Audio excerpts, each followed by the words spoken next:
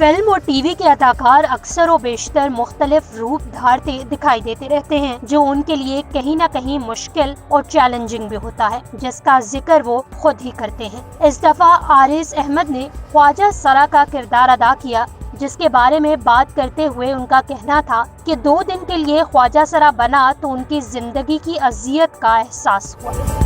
پاکستانی اداکار عارض احمد نے حال ہی میں اپنے آنے والے نئے ڈرامے کی جھلک انسٹاگرام پر شیئر کی، جس میں وہ ایک خواجہ سرا کے روپ میں نظر آ رہے ہیں۔ سوشل میڈیا پر عارض احمد کے اس کردار کی تصاویر خاصی وائرل ہیں جو انہوں نے سوشل میڈیا پر پوسٹ کی تھی۔ عارض احمد نے نہ صرف تصاویر شیئر کی بلکہ انہوں نے اس کردار کو نبھانے کے دوران پیش آنے والے مسائل سے متعلق بھی آگاہ کیا۔ عارض احمد کا یہ ڈرامہ نجی ٹی وی پر نشر کیا جائے گا، جس کا ٹیزر اداکار نے شیئر کیا، جس میں دیکھا جا سکتا ہے کہ ڈرامے کی کہانی خواجہ سروں کی زندگی میں درپیش مشکلات پر مبنی ہے۔ اس ڈرامے میں عارض احمد کے ہمراہ ٹرانسجینڈر کے روپ میں اداکار حماد فاروقی اور علی رضوی بھی دکھائی دیں گے۔ اداکار نے پوسٹ کے کیپشن میں بتایا کہ بطور اداکار صرف 2 دن کے لیے ہجڑا بنا تو احساس ہوا کہ یہ افراد کن کن مشکلات سے گزرتے ہوں گے اور انہیں لوگ کیسے دیکھتے ہیں۔ عارض احمد نے لکھا کہ انہوں نے شوٹنگ کے دوران محسوس کیا کہ لوگ انہیں ہجڑے کے روپ میں دیکھ کر انتہائی